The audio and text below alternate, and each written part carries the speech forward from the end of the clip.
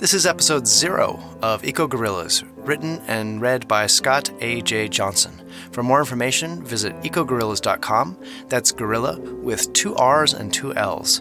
To support this project and get early access to all the chapters, head over to patreon.com/sajjohnson. And thanks for listening. Tell a friend.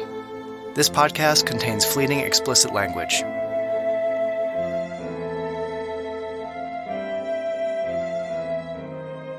Author's note. While this story is a work of fiction, I have researched all the facts presented here. Peer-reviewed articles, newspapers, government publications, and other resources were used to construct the fictional events depicted and are cited unobtrusively as possible. In some cases, I contacted authorities to ask how their industry would respond to the scenario laid out in the book. For example, I spoke with a media relations spokesperson of the U.S. Nuclear Regulatory Commission about how this country's nuclear plants would fare without electricity. The answer was not reassuring. Even if the facts presented here are real, it is still a work of fiction, and I do not advocate any course of action that would directly endanger lives or ecosystems. I am not suggesting this is a viable way to bring about the needed transition to survive in the future. It's simply a thought experiment to answer the following question. How could a small group most quickly bring about the changes needed to create a long-term, sustainable future for humans as a species on this planet? This story is the catastrophic way to bring about that change, but it would be possible for the global community to commit these changes voluntarily. But I find this to be less likely than what you're about to read. If history is any guide, we'll use fossil fuels for industrial production until we have a catastrophic failure of the environment, society, or both. This book grew out of the difficulty I had analyzing our own society in a previous book, Why Did Ancient Civilizations Fail?, which covers the collapse of complex societies through time. With a prehistoric perspective, it is easy to see that our society isn't as invincible as it believes itself to be, and structural change is unlikely to be undertaken voluntarily by a dominant society.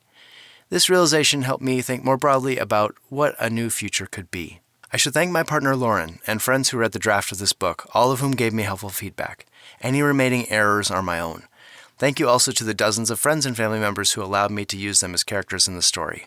Please do not hold them accountable for anything I make them do here.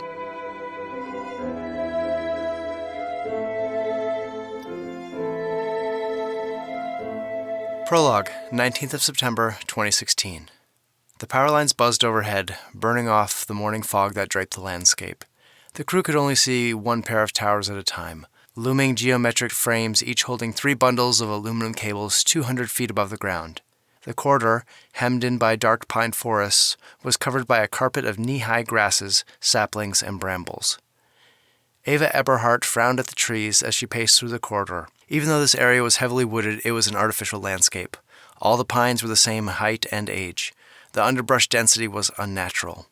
On the drive in, she had seen tree fields that must have been planted after being clear-cut the year before. It thrilled her to think what this area would look like in 20 years, after the collapse, when the signs of rigid industrial production would begin to fade, or in 100 years, when it might take on the appearance of an old-growth forest.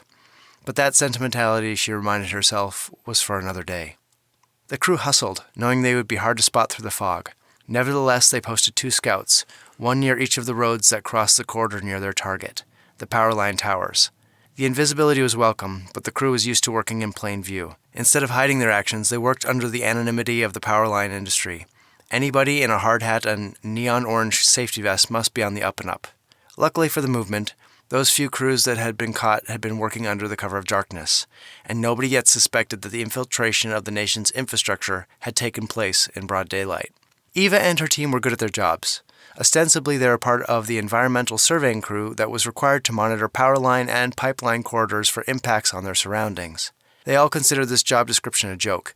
Even if the pipeline did not rupture and the modified vegetation of the corridor did not disrupt local wildlife, the continued use of fossil fuels and electricity would destroy the environment on a global scale.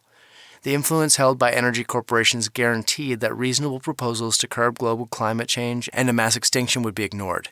They joined the movement because the time for being reasonable was over.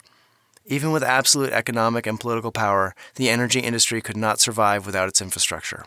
People did not think they could survive without either, but after the collapse, they wouldn't have a choice. Most of the teams working around the country were independent of one another. Few knew the names of anybody outside their immediate group. Most of the crew chiefs communicated with one another and the core leadership group through code names. Ava was unusual. Unbeknownst to her crew, she had started the movement.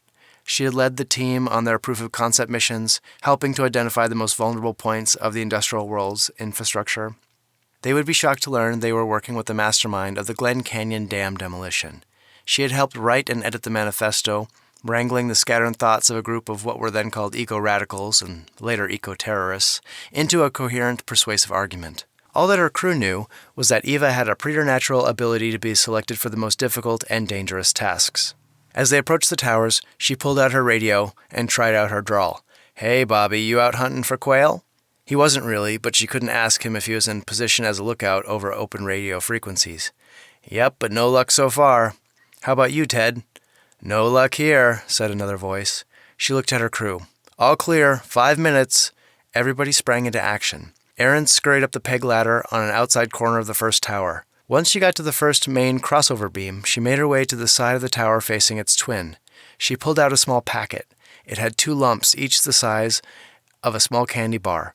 One was the explosive, and the other was a single-use cell phone. They were mounted on a triangular bit of metal, the size and shape of the bracket used to reinforce the connections of the tower's struts. She slotted the packet into place and called down, "Ben, how's it look?" Ben looked up from his large ratchet. "Can't even see it, Erin."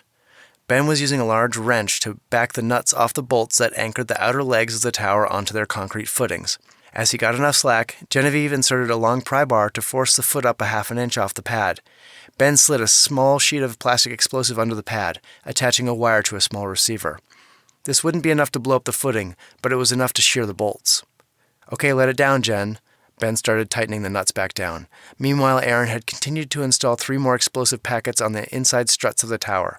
The idea was that the upper explosives would cause one side of the tower to fail, the side facing its neighboring tower, and creating catastrophic dominoes. These towers had been chosen because they were on the turn in the corridor, a deflection where the weight of the power lines would pull a hobbled tower over.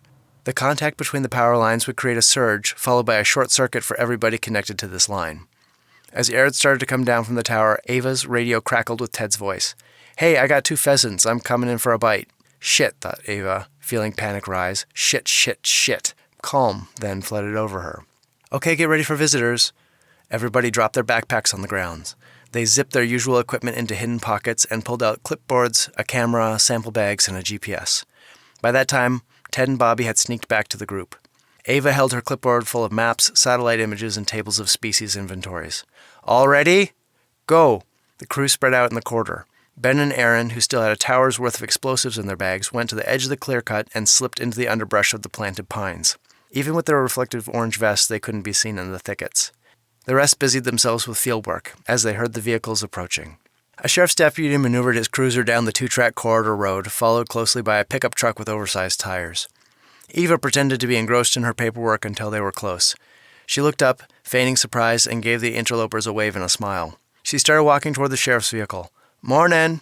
"Mornin' to you," said the deputy, stepping out of his vehicle and appraising the situation.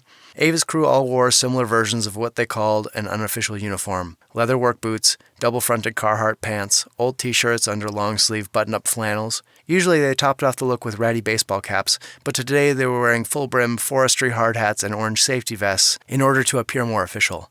"Hi, she started, but was interrupted by the man driving the truck. He had jumped down and hurried towards them, his face red from exertion and excitement. "Just what the hell are you doing on my land?" The deputy stepped in front of Ava, facing the man. "Hold on, Jimmy. I said you could come, but you had to let me do the talking. We don't want a repeat of last year now, do we?" At this, Jimmy looked away, embarrassed. "I thought they were poaching. They snuck in here looking all around like they didn't want no one to see 'em." Eva stepped out from behind the deputy. "We're here completing an ecological survey of the power line corridor as per the agreement you signed when you gave Georgia Electric an easement on your property. They must have told you this would happen from time to time. I'm Dr. Morales with Tree People. Here's my card." She handed them both a business card. "And here's the number for the Georgia Electric Landowner Relations Hotline. They'll be able to answer any questions you have." She gave him another card with a number that rang to a nondescript office building outside of Washington, D.C. Although the office houses a group of people working to bring down Georgia Electric, and every other power concern, if he called the number, he would speak to a sympathetic representative who would commiserate about the government's pesky environmental regulations and apologize profusely for those quote-unquote tree huggers intruding on his property. But few landowners ever made the call. The deputy was eyeing the crew, who was scurrying around the corridor, crouching, photographing, consulting field guides, and scribbling notes on their clipboards. It would look legitimate, even to somebody who knew about ecological survey, because they had all been involved with fieldwork in some way before joining up. What exactly does an ecological survey entail, Miss Morales, was it? Dr. Morales, actually, she began. And it's a basic census of what species of plants, animals, and insects are present in and near the corridor. We compare this to censuses taken before, during, and after the installation of this power line. The deputy rolled his eyes. Uh-huh, I see. And tree people? Is that some sort of joke? Is it a hippie commune or a business? I didn't make up the name. She smiled in what she hoped was an ingratiating way. And everybody works for somebody, right? Huh, yeah, well, I guess. The deputy turned back to Jimmy. See, just some egg-ass out, counting trees and bugs. Maybe next time you'll take a deep breath and count to 10 before flying off the handle about people creeping around on your property. They'd be the worst poachers I'd seen, dressed like that anyway. Jimmy grunted, turned on his heel and stomped back to his truck, and backed out of the corridor, spraying gravel and dust behind him. Don't mind him, said the deputy. He's just sore 'cause he was given a warning for pulling a gun on some other people he thought were poaching on his land last year. Turned out to be game wardens, and he got a free night's accommodation in county lockup. Oh, it's no problem. We're glad you were here this time, though, deputy. Ava's smiling, but only on the outside. He gave her a longer look, taking in her blonde hair tied back in a loose bun, her face pretty but not beautiful, and the rest of her fit from years of hiking and working outdoors. When do y'all finish up today? Could I ask? This is our last day in Georgia. We gotta be in Tennessee by tomorrow morning. Eva tried not to rush her rejection. Well, I guess I'll let you get to it. Stay safe out here. With that, he stepped back in his cruiser, backed out of the corridor, and sped off. Ted and Bobby both took their paintball guns with pepper spray balls from where they had held them underneath their clipboards and slid them back into their concealed homes. Ava hadn't drawn hers, but she had popped open the snap on the pancake holster hidden in the small of her back. She closed the snap now. Next time, don't be directly opposite one another with them between you. You could hit one another trying to get them. One of you should be a bit farther behind. Otherwise, good work, everybody. Gee, thanks, Dr. Morales, said Bobby, eliciting guffaws from the rest of the crew. Ava rolled her eyes, although she knew the mistake wouldn't be repeated. To herself, she thought that could have gotten ugly if the deputy had paid more attention to the FBI wanted lists. But then again, who would expect to see such a quote-unquote dangerous terrorist wearing an orange vest and a hard hat in a foggy field in rural Georgia? End of episode 0 of Ecoguerrillas. For more, visit ecoguerrillas.com.